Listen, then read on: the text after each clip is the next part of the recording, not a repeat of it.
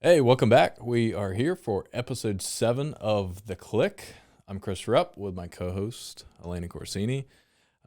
We've got several great topics to talk to you about today. We've got a few things that we talked about in the last couple episodes that we can follow up on, kind of see how those different news and events have transpired and what that means, like the latest Google core algorithm update. We've got some e-commerce news. And then we're also going to finish up our part 4 of our social media marketing series with social selling today. So excited about that. We've got a lot of good stuff. Absolutely. And let's dig into it. Yeah. So we're going to start off, just like you said, with Google. So they announced, I think we talked about this in the last episode, that it began rolling out on Monday, May 4th, and it's now finally complete. And I believe this was as of 2 days ago, so on the 18th, it was finished, and they announced this via Twitter, and it took about, like I said, 2 weeks, and now would be, so after the rollout's complete, now's the time to review your analytics and to see if this update has made any impact on your site. So by now, you kind of would have, if it does affect you, you kind of would have already seen Definitely would see it by now. Yeah, absolutely. And just like any other core update, it's pretty broad, it's wide, it covers a lot of overall quality issues. It's just like you said last episode as well, Google's they're keeping this stuff under lock and key, so you can't really find too much information on it. But if you just kind of take a step back, take an overall look at your website, you should kind of be in good shape. So just kind of analyze that. It does appear, though, that the 2020 core algorithm update disproportionately affected YMYL websites. So what that means... YMYL? Yeah, I know. It's so weird. I had never really heard of it either. I had heard of it a little bit in school, but not as much recently. And what this means is, this is actually a Google term specifically, and it refers to pages that Google deems could impact the future happiness, health, financial stability, or safety of users. So it really, and we were taking a look at the domain list, it really just kind of stretches. It negatively and positively affected a large number of websites, and this includes the topics of nutrition and recipes, fitness, news, drugs, alcohol, and rehab, science and medical news, banking and finance, music and entertainment, natural medicine, and history. So these types of sites were impacted positively or negatively? Both. So, which is really strange. So they kind of affect it in different ways. It's just the overall and then kind of further looking at the sites. After I kind of dug a little bit more into it, you can kind of see the difference in the sites and the user, just the user experience on these sites. The ones that are more positively influenced, or the algorithm influenced them, those ones are they're a user-friendly website. You can easily navigate, you can easily contact a form on a recovery site, things like that. Whereas these other websites that were negatively, in fact, impacted their domains, it was just the whole user experience to me just seemed off. Going through that, it was hard to find a contact, hard to find resources, things like that. So I think it's really just, and I honestly think it kind of has to do with the coronavirus and just the overall feel that these platforms have been pushing out, that Google, Facebook has been pushing out, just the empathy and really caring about the user at the standpoint of all this. So I think that this algorithm really has to do with that. It was interesting. So it affected that entire group as a whole, whether it was positive or negative. They didn't just say this whole group, but that was the focus of this update, which is really interesting because, like you said, it does align with probably a little bit more with what's current events.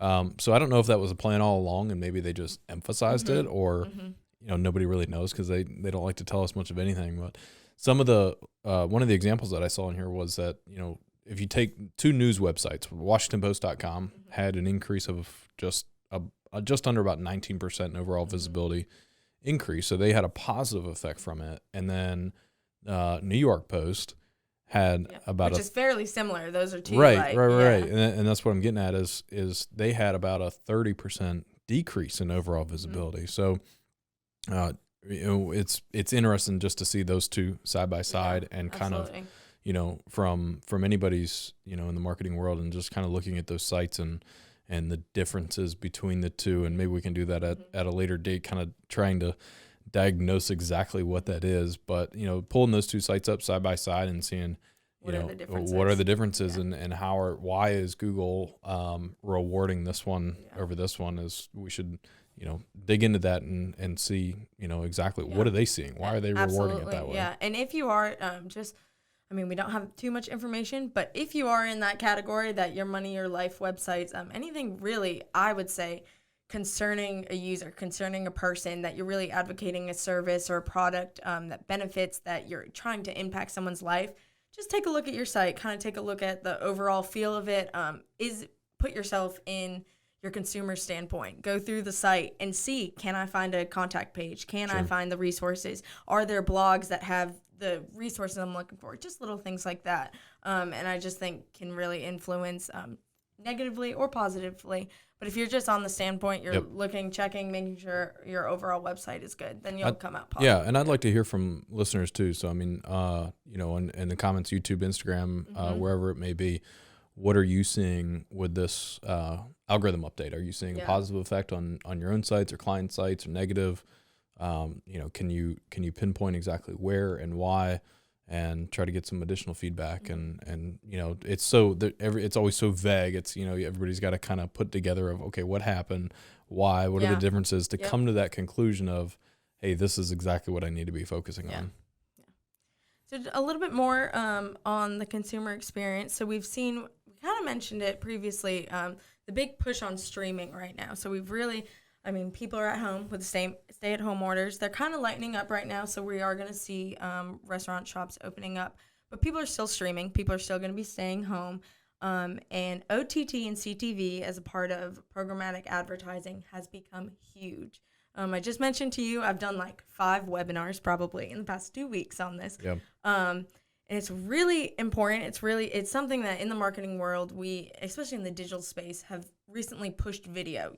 Video is more important. They say that video just has this has this lasting effect. And now we have the possibility to hyper target to the individual household. You're able to pick income, demographic, their behaviors, and that when they're sitting in that room, now there also could be other users in that room. So the TV screen could be tailored to me. Right. You could be watching it as well. So it just opens up this huge so the TV screen, the TV screens have obviously evolved from not just your 50-inch TV on the wall. Absolutely. It's now, this is my TV, this is my TV, right? Tablets. Everything is now a TV screen, and that's really, obviously we've seen that going that way, and really that's what this is all about, what you're about to talk about. Yeah. So what, just a little clarification on what that stands for. So what is OTT? Yeah, it means over the top. So it literally means, if you think of it this way, just like a little Apple TV or a little device, so what it refers to is the video content that is served over the traditional closed television system. So it's a little bit different. And then CTV stands for connected TV. So this means like a smart TV or something like that. Right. So it's for a television that has either an Ethernet connection or can connect to the internet wirelessly. So CTV really, just to kind of dummy it down for people, CTV is your smart TV, right? And that's pretty much any TV that you buy today is a smart TV in some format. A lot of them have Roku built into it. And like Samsung has their own app platform that you can download all the big apps to do streaming and whatnot. And OTT is really that over the air type of, coming, whatever it may be, streaming to a laptop, a phone, anywhere, anything along those lines. Absolutely. Yeah. And this content, that's streamed over the internet, it's just become the new norm. Like I said, I've seen these webinars, I've seen this, and before the crisis, it was expected out of the TV ad market, it was expected OTT and CTV would be 7 billion of the 70 billion, which is a lot still, but it's not as much. Now it's expected to increase 37% in 2020, which is huge. If you look at cord cutting as an example, I did that, I think 3 years ago, roughly, where I was so tired of dealing with the cable companies, which so many people are. They're just, they're horrible to deal with for the most part. And and then you have to, when it comes to fees and how expensive it gets, it's like, oh, you want to have high definition on this TV in this room. In this room, you got to buy a box, and then you got fees for every one of them. And it's just like all the hardware that comes along with it. And it just seems so outdated feeling, to have even live TV, right? And there's so many platforms that do live TV now. And I wish I would have done it sooner. And and all of this OTT and CTV data and just kind of the future of the TV advertising world is really just honing in on all of these people that are going into cord cutting and don't have cable TV that are watching, whatever it is. And I've never paid for cable, actually. Well, there you go. See, I've never. Exactly. I mean, since I went to school, it would be the first time I'd be paying for it on for cable on my own. I just chose not to. I was like, I have Netflix, and I wasn't really a big TV person. Yeah. So it wasn't as important to me. So I don't know cable. I have no idea. And I think that's a lot of other people. Exactly what you said. Cord cutting. They don't want to spend the money for it. That's it. Yeah. I have YouTube TV, and that's what I went with. Whenever I did the cord cutting, and they have, you still have your commercials on there. I don't know why, but when you're watching true live TV and it's not something that you've recorded, into the cloud that you have with YouTube TV, it just feels like your commercials are easier to watch. It's like they show how many, like 1 of 5 during commercial break, and how long it's going to be. And they're all a little bit different too. I mean, they can obviously be more targeted with what we're doing here, talking about OTT and CTV. So, I mean, there's just so many new opportunities for advertisers to be in front of the eyes, that whether it may be what I'm talking about, YouTube TV, which I have on a smart TV up on the wall, and I also have it here too. And there's all the different platforms that you can watch anything, streaming movies, TVs. It's just such a great opportunity for people to get in front of targeted users and not just kind of the masses. The targeting that we have, the capabilities that we've always had within digital, are now all of a sudden kind of being dumped into the TV world. Absolutely. And it's a whole different ball game. It's a whole different ball game. Yeah, and something just to piggyback off of what you were saying, connected TV has a 90% completion rate for ads. So it's exactly what you said. Yep. I never skip it. I'm going to be honest. I never get up and grab the remote and press skip. Like, I watch those ads, and those ads I've been sitting there, and all of a sudden there's an ad that really does pertain to me. And I ended up looking it up after. Even furthermore, just all of those ads. I've also been, while watching TV, so I am watching TV a little bit more. I've seen no ads play, which is insane as well. We've seen a huge increase in inventory because all these people are streaming. Yep. Now we have all this inventory. Well, like we've talked about recently as well, people are like scaling back their marketing budgets. So now we have all this inventory. I've seen that too. Yeah. There'll be moments where it's like you are watching whatever channel, which I've never ever. And like I said, I've only ever streamed things, and I've never seen that before. Yep. So the fact that there are so many Americans, there's so many people even around the world that are streaming, that we don't have enough ads to go around. It's crazy. It's crazy, right? Yeah, it's crazy. So that means right now inventory is off the charts. Great time to just dabble in it, and the CPMs are just incredible right now. So, I mean, the value there with your advertising dollars is huge. Yeah, absolutely. And people, they're going to continue. This is going to change, as we've been talking about. This is completely changing the landscape of retail. It's completely changing the landscape of everything. Yeah. People are going to be sitting at home more. People are going to be working from home more. They might not be ordering as much, going to stores as much. They'll be ordering more online. And that kind of goes into our next point, is how much e-commerce is booming. Retail sales. Finally getting some numbers out, right? I mean, we've been talking about this for weeks. And I remember I think it was our first episode, and this was when it was all happening. And we were like, oh yeah, this is going to happen and this is going to happen. Yeah. Well, now it's the end of it, and we're seeing it. Yep. It's there. The data's there. Yep. Retail sales were down 8.7%, which is the steepest decline ever recorded. Wow. Which is crazy. So yeah, it is. It is what we're saying. It's happening. It's there. It's real. However, in April, e-commerce enjoyed unprecedented growth. So it reflects huge gains in e-commerce and Black Friday level traffic and transactions. That's amazing. Yeah, and Adobe just came out with a new study recently released. They found that e-commerce grew 49%,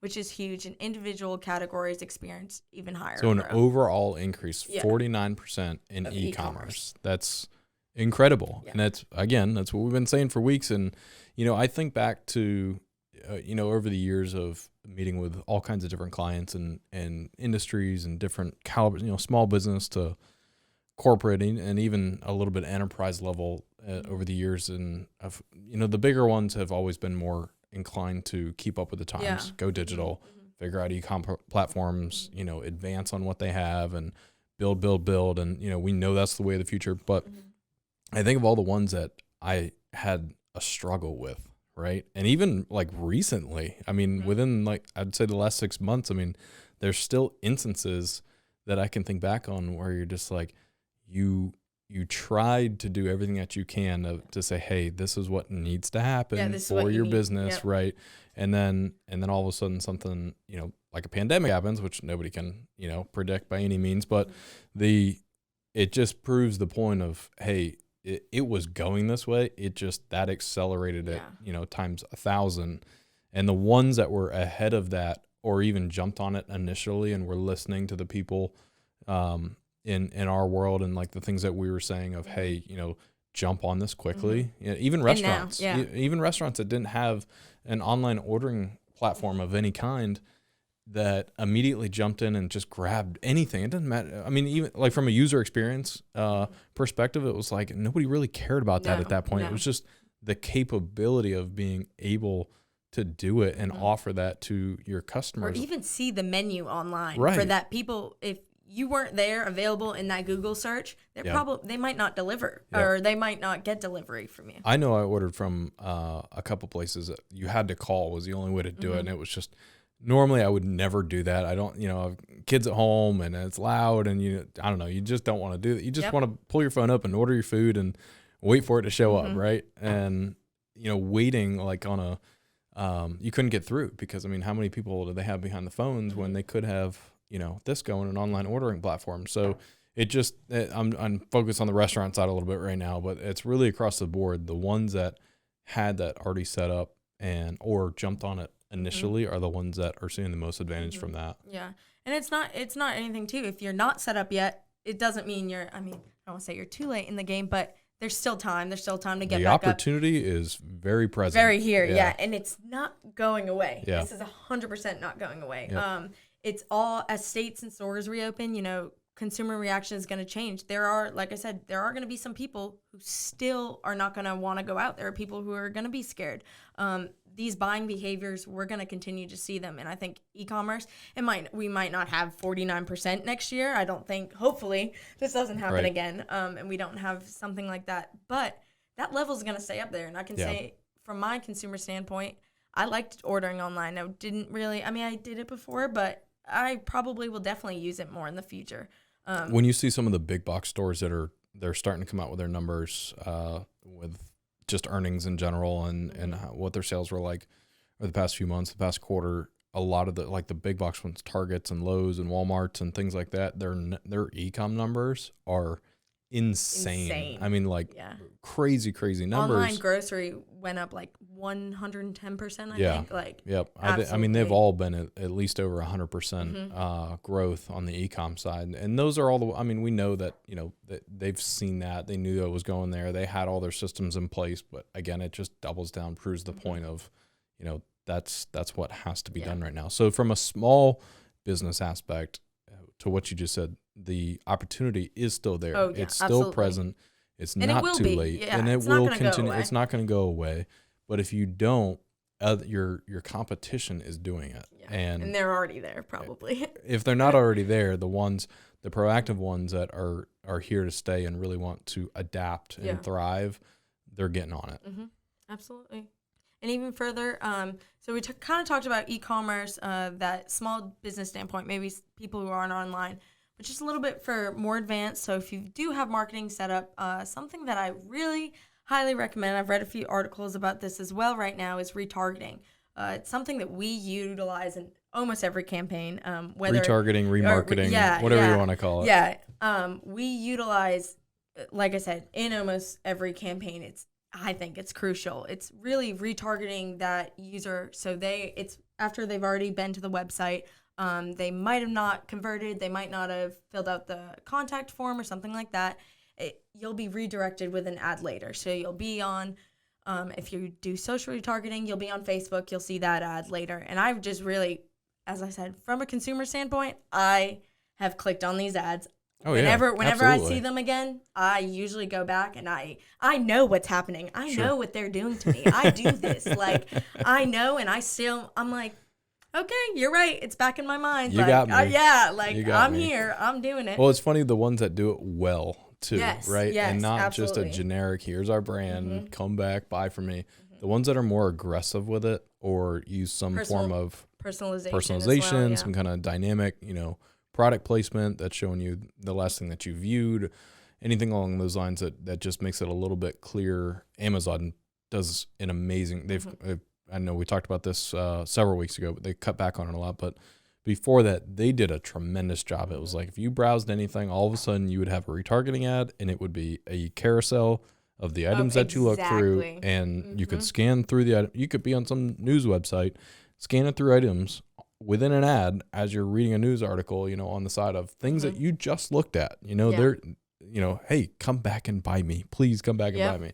And if the messaging is aggressive too, that, and we stress this a lot with clients when we're going through the creative side of when we're doing retargeting, is you can be more direct. You can be more aggressive and you should be with the messaging because you've already won that person. You've already acquired them coming to your site at one point. They know who you are, right? You don't have to prove that within, the ad copy and creative. It's get them back to you and try to obviously convert them from there. And we see that in so many of our campaigns is the conversion level within the conversion rates within retargeting is just always drastically higher than most every other channel that we do. About retargeted users are about 3 times more likely to click on an ad than users who've never interacted with the brand before. And I've done a lot of studies in this in grad school, and it was that returning customers, they're more likely. They're going to keep coming back. They're going to keep coming back. So retargeting and taking that a step further, maybe they have converted previously. Oh, well, let's bring them back. Maybe you're a subscription service. Oh, is it time for your monthly, whatever it is, whatever product we're selling there. Yep. So it's really, just a re-engagement campaign also costs a little bit less as well. So these, where I'm looking, can cost as much as 75% less than user acquisition Google search and engine results page. Interesting. So that's huge as well. Doesn't cost as much. So even if you don't have the budget put aside for it, shave a little bit off of your current budget. And I definitely think retargeting now, especially during e-commerce, is essential. Yep. And we do retargeting through a variety of different platforms. Programmatic platforms, Google, and Google is the remarketing term of what they use, ad roll. And, they all kind of function a little bit differently or deliver a little bit differently. I know anything that we ever put on ad roll just seems to be like, you can't miss it. Of course we can tone back the frequencies on those and whatnot. And we always do to make sure that's tailored correctly. But we've always seen great success from that. And with all of the new e-commerce activity that we're seeing, that retargeting, remarketing better be a part of your strategy. Yeah, that was something, like I said, we went back through and just kind of reassessed, made sure that we were doing retargeting where it was needed, and then reassessing from there, should we put a little bit more of the budget towards, and we do recommend 5 to 10% at least for retargeting and remarketing. So it's not too much of your digital advertising spend, but it is enough that if we have people who have already viewed their site, they're going to come back and they're going to be way more likely to convert. Yep. So a little bit more on e-commerce. We're talking about shopping. We did talk about Google Shopping listings a few episodes ago. Yeah, they finally opened it up to be free, right? Yes, yeah. And it's rolling out globally by the end of the year. Right now it's live in the U.S., so you can get started today if you want to. Go into Google's Merchant Center is how you'll sign up. So they've opened this up to more than just the beta users now? Yeah. Okay. Yep. And this is where you'll set up your store and upload your product information. So this is all free to use, as we've mentioned, whether you're running Google Ads campaigns or not. And retailers can connect their PayPal accounts to the Merchant Center to speed up the account verification process. Cool. So that's with just PayPal, and I believe they've also integrated into, if I can remember correctly, Shopify, BigCommerce. I can't remember. There was one other one in there. Yeah. But they were talking about expanding that. So I'd like to, it's going to be interesting to watch the results from this. And I've actually noticed it myself just searching for random things. Of all things, going off topic here, I've been building I think I told you this the other day. I've been building this playhouse in my backyard, right? Yes. For my girls. And, all this extra home time, it's like, all right, got to get people out of the house and entertain them and wear them out. So, of course, I went the cheap route and bought one that had to be completely put together from scratch with 10,000 parts. I'm like halfway through it. I think I'm on page 20, step 27 of 67, and I've spent 2.5 days working on it. But anyways, it didn't come with a slide. And, I figured out a way that, hey, I can probably put one in this one spot on it. So I've been searching for a slide, right? A playhouse slide. It seems really simple.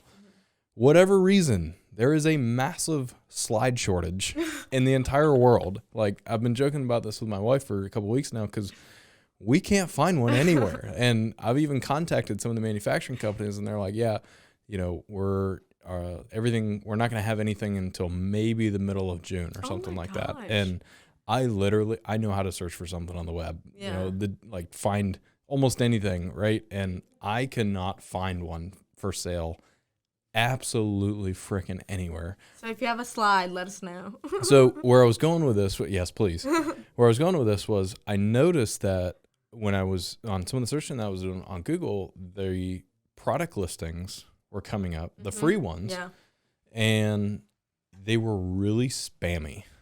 And really? I clicked on them, and they would show a link or like a preview of a link in the bottom of the listing. And it looked like one was available. So I was like, oh my God, I found it, and this is so cool. And it's on the new, free listings within the shopping results. And I would go through it, and it definitely was not a credible website. So I think there's obviously there's going to be a little bit of a learning curve there with, absolutely, so that not just anything and everything can be placed on there. So I don't know. It was just that just hit me talking about this was, I thought it was like an opportunity. I found one, but it wasn't legitimate for a variety of reasons. But there were several of those on there like that, and it made me think, hey, they probably are gonna have to figure out a way to crack down on what actually can go on here and how it can and who can. A little more verification process. Yeah, and that's one thing they brought that up. I read something the other day. The whole verification within the just doing Google Ads as a whole is, I believe that they're doing that for everybody now, right? And I believe a couple years ago we were running a political campaign, and we had to go through that process back then to run the political ads. And so we got skipped over on that. And the current process of what they're doing as far as running ads, because we had already provided that information. But that's good that they're doing it. But that's for advertisers. So you're right. Yeah. What are we doing for these other? Are they going to implement some of the same things so that we don't just have a bunch of shit products that are, which made they up? Should. They should. Absolutely. Because obviously Google's whole effort is to give somebody the real results of what they're searching for. And if they begin to see, like you probably watched my user behavior in that instance of like back and forth and then like getting frustrated and then getting off it and just getting off of it as a whole because I didn't find what I was looking for. Granted, everything was out of stock, but still the ones that I went to didn't seem to be legitimate. I think eventually they'll begin to crack down on that and provide a better experience with it. Yeah, absolutely. Hopefully. So what's Facebook doing? This is kind of big. Yeah, this is big. I thought Google was big, which it was big with these free shopping listings. But this, I was absolutely just shook by. I was actually on Facebook scrolling through, and I saw, I follow Mark Zuckerberg on Facebook, so I saw his post about this, and I was like, what? This is crazy. So for years, people have used Facebook. I've done it, just posting. Previously, it was like you'd post a bike or something and say for sale. Yeah. Now people use Right. Marketplace. Mm-hmm. That's like peer to peer. You can sell across. It's used a lot. Marketplace is huge on And Facebook. people talk about it too. Yeah. People will be like, "Oh yeah, I found it on Facebook Marketplace." It's really easy. And there's no. So the transaction usually happens like in person. So there's no like fees associated, nothing with that. But it's really pulling this. So they call it, what Facebook calls it is social e-commerce, which I thought was cool because they really put that, take that word social and put that in there, that they are really facilitating and made this community where even on Instagram, people are shopping. That's how people shop now, or through influencers. And like shopping styles from brands. So they've really come out with this social e-commerce. So what they're doing is they created Facebook shops. So it's pretty similar to what we've been talking about. And the whole point is it's to inspire people to shop and make buying and selling online easier. So creating a Facebook shop is free. So it's for like small businesses who, just like we just talked about, can't get online right now. So that's what I was reading more into from Facebook, is that literally they say in their press release, we are doing this for small businesses who cannot get online. So they're creating a new marketplace for small business to sell their products directly on Facebook. Everywhere. That's pretty big. It's huge. Yeah. It's huge. This means... So this At is no cost, nonetheless. Yeah, I was going to say, this is a quote from Facebook. It says, "This means any seller, no matter their size or budget, can bring their business online and connect with customers wherever and whenever it's convenient for them." That's awesome. Yeah, so it's currently live as of yesterday. An Instagram shop is set to launch this summer. I wonder how that's going to affect a site like Etsy, right? Think about all the small shops that are just like they're at-home things that people do on the side that, I mean, that site is huge. People use it and buy stuff all the time and have all these little stores and this and that. And it's almost, they pay fees and whatnot to be on there. I don't know what the fees are like, but I wonder how Facebook Shops is eventually going to affect influence or affect the, just the general business model for something like Etsy, because it seems fairly similar, right? But now you're adding in this entire social aspect. I don't know how built out it'll be for like some of the customizations that Etsy offers when buying something, but as far as like a small business or just a small shop at home, small home business, it's going to offer all of this on Facebook for absolutely free. And you're doubling in all of the social aspect of it, and then your friend network on it, right? And it seems pretty easy to say, hey, all of a sudden, here's all my products, and I can push them out to all my friends and have it available to everybody. Yeah, pretty cool. Absolutely. And the thing with Etsy, like you just said, there's fees associated with it. And I've used Etsy. I love Etsy. And I don't think that business model will really go away. I think that it might, Facebook shops might bring some traction from it. I just think it's just insane to me that Facebook even came out with this, that there is, they are literally creating an e-commerce platform, or an e-commerce section of their apps, of their website, to completely make Facebook a one-stop shop for news, for everything, for your, the whole point of it is so that when an individual or a consumer is going through Facebook and they see a product they like, hey, I can buy it, and I can buy it with one click right on Facebook. And check out right on the site. Yeah, and then proceed from there. I saw that they're working on some integrations, very similar to how Google was with the shopping listings. So they're working on some integrations with the big players like Shopify and whatnot, and even bringing in some of their merchant services from those to be able to check out. I guess syncing the merchant, the payment gateway from whatever you're currently using into the Facebook platform, so that there's a seamless user experience of buying it and checking out, and you're not, all of a sudden now it's opening up Safari on your phone and you're going to that website to check out and whatnot. I think they're working on making that a more seamless process. And I was curious about this is all free, right? So what's the bigger picture revenue model here for Facebook? And Zuckerberg actually commented on that. He was asked about that, saying that, we're an ads business and we're not steering away from that. We are an ads business. We're not, like eBay, where they, charge you per listing and every sale transaction, a percentage and all those things.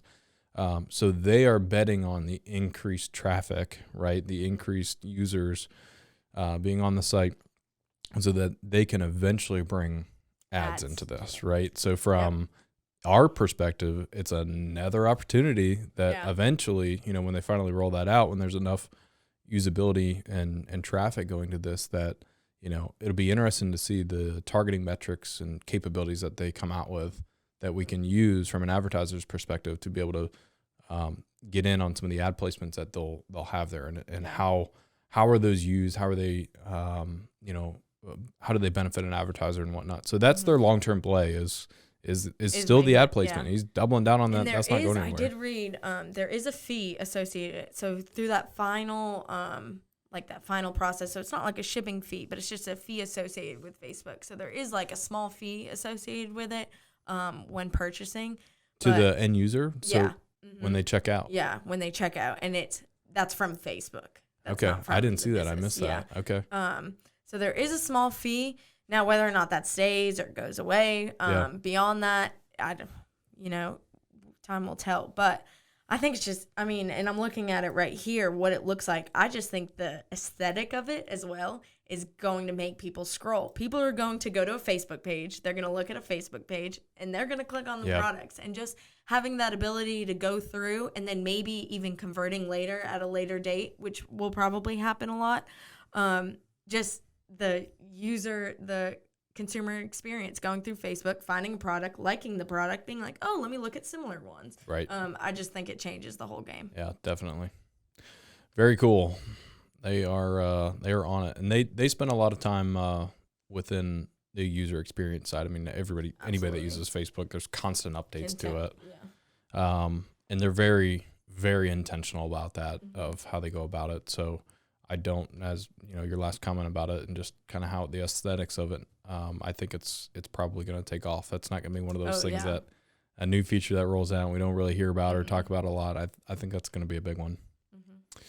All right, cool. So that wraps up our headlines for this week, and we are going to finish up our little kind of mini series on social media marketing and the different components of that. I've said this the last few episodes of, there's always so much confusion and unknown strategy of how do I utilize social media to benefit my business, to sell on it. Obviously, that's what everybody's efforts are from a business perspective, is utilizing the tools that we have, especially within social media. How do we turn that into something that's, I can lay out a strategy that I'm eventually going to see an ROI on? And small and medium businesses, that's typically pretty difficult for most to see if they're new at it and they really just don't understand kind of the whole process. And it's not a just start posting and you're going to start selling tomorrow, right? And there's so much more to it. So this is part 4. Part 1 was social listening, which is monitoring and responding to customer service and reputation management issues on the social web. Part 2 was social influencing, establishing your authority on the social web, often through the distribution and sharing of valuable content. Part 3 that we did in our last episode was social networking, finding and associating with authoritative and influential individuals and brands on the social web. And our last one this week is social selling, generating leads and sales from existing customers and prospects on the social web. So if you combine all of these and do all of these together, that's your best bet to see an ROI for all of your social media efforts. Absolutely. So social selling is the art of using social media to find, connect with, understand, and nurture sales prospects. It's the modern way to develop meaningful relationships with potential customers, so you're the first person or brand a prospect thinks of when they're ready to buy. So if you have a Facebook business page, a LinkedIn profile, or Twitter, whatever it may be, of course, Instagram is a big one. You're already engaged in the basics of social selling here. If you've never actually used the term to describe those online activities or thought all that much about exactly what social selling really means, that's a lot of that goes into that whole bigger picture there. So social selling is not just about gaining access to contacts, but about building relationships and listening for the right moment to join the conversation so you can present yourself as a solution to the problem. Adding that credibility, adding, just your reputation as a whole, your authority of what you do or what you sell, and exerting that, on an ongoing basis, and knowing when to exert it as well. The aim is to address a pressing need to make your prospect's life easier, rather than becoming just another online irritant to ignore. And that's what so many people make the mistake of, is as a whole with their social efforts, is just putting content out there that they feel is valuable content that nobody really cares about. It has to be what your audience wants and needs from you. What are you solving for them? What benefit are you providing? So why don't you talk about some of these social selling best practices? And I definitely feel, too, that social selling, the reason why it's the last one, the reason why it's the final, is because it utilizes, as we'll talk about right now, it really utilizes all the kind of other aspects of what you just said, be the solution of the problem. Well, we can't be that solution if we don't know what the problem is, so we need to enact social listening. Well, social influencing and social networking, people aren't going to think that we're a credible solution unless we are, and we can show our authority. We can have a network that other people can vouch for us, things like that. So I really think that social selling, it's this component of all that we've been talking about. Social selling, to be clear, is not, here, buy this product from me. No, check out this great product or service. Not. Buy this from me. Yeah, absolutely not. So the first one for best practices for social selling is show up. So show up, just like we just said, engage, be present, be yourself. Remember, the point of social selling is to build relationships. So make yourself seem more human and approachable, not less.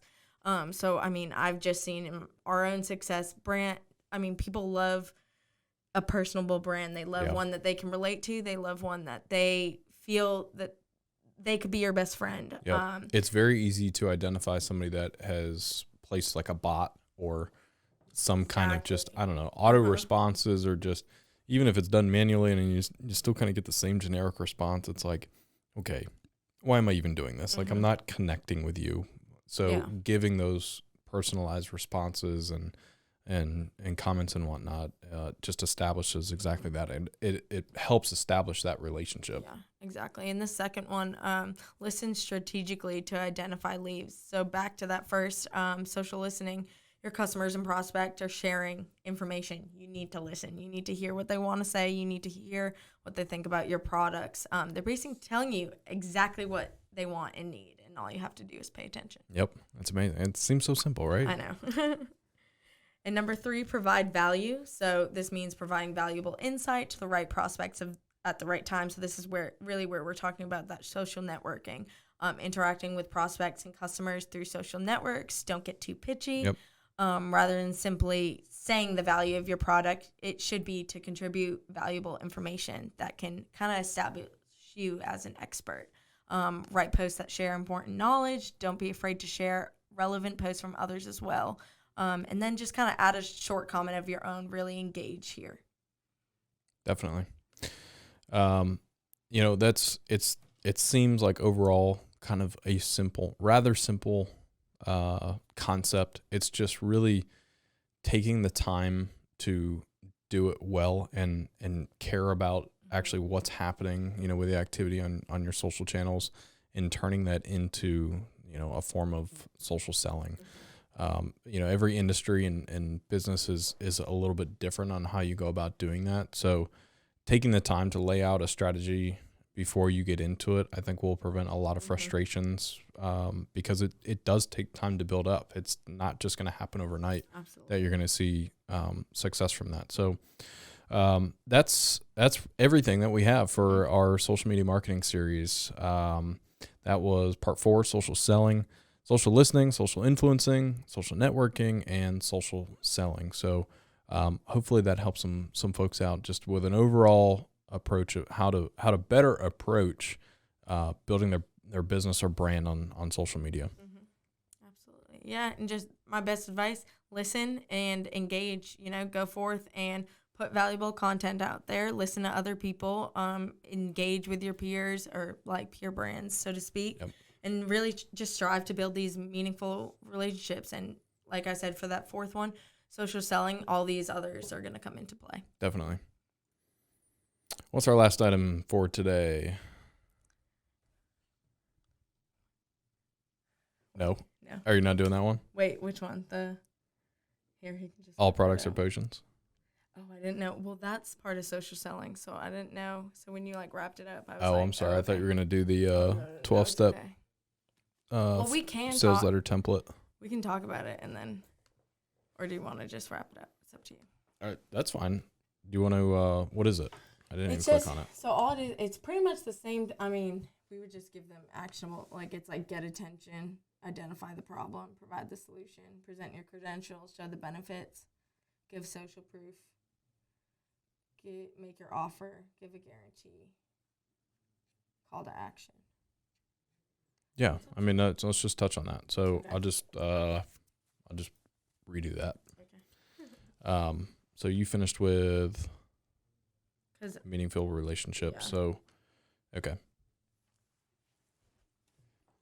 Okay, so just following up with that a little bit, and we came across this 12-step foolproof sales letter template, which is this 12-part system that can really be picked apart and applied to everything from a product page to a promotional email to a Facebook ad, all kinds of things. So this applies to the social selling as a whole, but it applies to everything. Everything I just said. So let's talk about those 12 different steps. So this first one is get attention.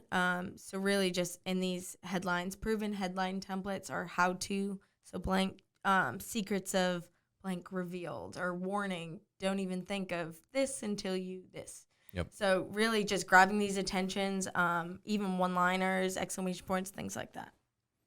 And then 2, identifying the problem. It kind of a little bit goes into the social listening side, but identifying what is the problem that you're trying to solve for your customer.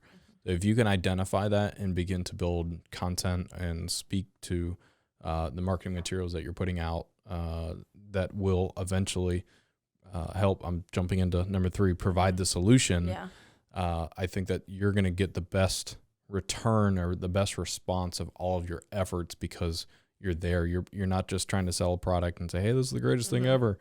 No, identify what the problem is, touch on that from a personal side of, hey, we know that this is a problem for you, and here's how we're going to solution. Yep. And this is the tool, product or service that's going to do it. So that was number 3, provide the solution.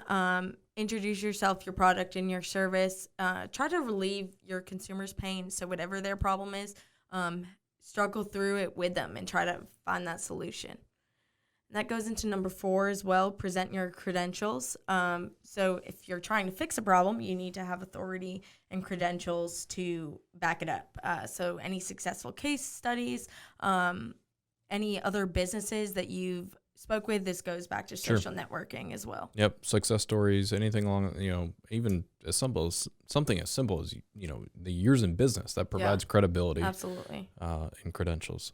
Show the benefits. Number 5, show the benefits. And this is exactly where you can, you identify the problem, you provided a solution, and now your product or service solved that for you. And now look how great your life is because of, what we helped you solve. So show those benefits, show the after effects of whatever it is that you sold or service that you provided, the benefits to the customer of how is their life going to be easier because of what you provided to them. Yeah, absolutely. And that goes into the next one, give social proof. So the reader wants it to be true, but they might not believe you. So having like customer testimonials are great, and they really prove your claims of the product. Yep. And we don't want to leave out make your offer, right? I mean, you've got to go into really that hard call to action, and your offer is really key. So, I mean, a great offer can overcome, a mediocre call to action. And there's so many different ways to do that. And again, it's going to matter depending on the business and whatnot, but focus on what that offer is and make sure that you're providing as much value as you can within it. Yeah, absolutely. And give a guarantee. This is number 8. So make your offer irresistible. Take out any risk of purchase. That's what people fear the most. They fear spending too much money and not getting any result. Well, especially with online purchases, right? Because you can't go into, I run down the street and go buy something and they give me some shit product that doesn't work. And guess what? Well, I know where to find them, right? That's not always the case with buying on, obviously, big retailers and stuff. You have that level of comfortability, and most of them have established some kind of a really good guarantee or return policy or whatever it may be. But the smaller folks need to make sure that's what people are looking for, that assurance that, the money that they're about to spend is, free return, even like just saying something simple like free returns or, 100% no questions asked, take it back, guarantee, things like that. Yep. Number 9, inject scarcity. So this really goes into, that trying to make it feel irresistible, or that, you must do this by this date, or, like the offer is expiring, after maybe the first 50 people or something along those lines. Or make it urgent. This is where you want to, insert that urgency piece to it. And then from there, the call to action. So this is 10. Don't assume your reader or your consumer really knows what to do to get the benefits for your offer. So be clear and concise and spell out how they can make the order. Be action-oriented. So say things like, pick up the phone or call now, contact us today, things like that, to really call to action the consumer. Yep. And 11, give a warning. This is, I don't know why I think... this is funny when I think of some infomercials that I've seen. A good sales letter is it will build, or a good sales message, whatever avenue that you're using to put that message out. You have to build some emotion to it, right? And right until the very end, until that call to action, and kind of that the risk of loss here, and what is that going to be? So it's funny when if you don't do this or you don't buy this, here's how your life is going to continue to suck in whatever capacity. So my reference to the infomercials is like, sometimes you see really funny ones of people that, they just don't keep living your life like this. And they're doing something really stupid over and over and over again, banging their head against the wall. If you don't buy this helmet, you're going to keep banging your head against the wall. And I don't know, anything along those lines. So give a warning, building up that emotion and trying to input, if you don't do this, and it's not a threat, obviously, but it's you're going to continue to experience this kind Still have the problem. Physical or mental pain because of the problem if you don't do this. Absolutely. And close. So take all that. And then number 12, close with a reminder. This is the example that pops into my head is OTT or CTV. So really having that kind of video ad, and then at the end, really having that call to action, the reminder, wrap it all up. And this is just a stat here. So it says always include a PS. It's the 3rd most read element of your letter. So that's just talking about a sales letter and a sales pitch, but also take that to advertising. That kind of overarching has all the details. That's what people are going to read. Yep. That's what people are going to remember. And at the end of the commercial, they might be looking away, but they're going to come back at the end when they see that picture of the nice new car or something. That's exactly right. Yep. Well, I hope that helps some people out with the 12-step sales process tips from a marketing perspective. I think all of those can be inserted into your marketing advertising efforts somewhere, and that really just gives a big picture idea of. Obviously, you're not going to use every one of those every single time, but it touches on a little bit of everything to make sure that you're pushing your product, your service, all of your messaging around it in a way that is going to connect with somebody and establish that emotional connection. Hey, it's going to solve a problem for me. Yes, I got to have that. Yep. Yeah. You walk them through that. You took them through that entire journey.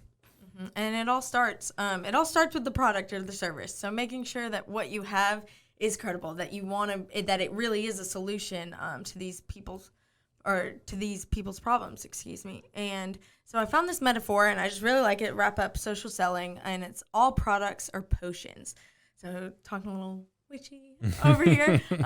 But remember that people don't buy products or services. They buy outcomes. They buy identities. Yep. They buy these solutions. They buy increased status. They buy peace of mind. All products are potions. Before the customer drinks your potion, they are in a less than ideal state. They are in pain, or there is some desire, conscious or unconscious, that is unfulfilled. So stop for a second, think about yourself, and ask, what less than ideal state is my prospect in before they drink our potion? So how are they feeling? What are they thinking before this? And then what transformation has occurred after they drink our potion? So after they have our service, after they have their product, how are their lives it's better? The journey. Yeah. How are they improved? Yeah. And then so just taking that up, taking those 12 steps, excuse me, I can't talk today. Wrapping that all up and just really being that secret potion for your consumer. Yeah, that's really good. That's the secret product potion. Yeah, right. I like that. That's good. So, well, guys, thanks for joining us today. That's everything that we have. I am Chris Rupp, my co-host Alaina Corsini, here for episode 7 with all of our latest digital marketing headlines and some tips and tricks. Hopefully we gave you some actionable items today that you can take with you and benefit you with anything advertising, marketing within the digital world that we live in today that continues to grow. And let us know what you want to hear. Yes, please. Let us know if there's a specific topic, anything along those lines that we can just really dig into and give you some kind of actionable steps and added value to what you do on a daily basis. That's why we're here. So we're watching those headlines every day, putting everything together for you, and we will be back next week with episode 8. Thanks for joining us. See you later.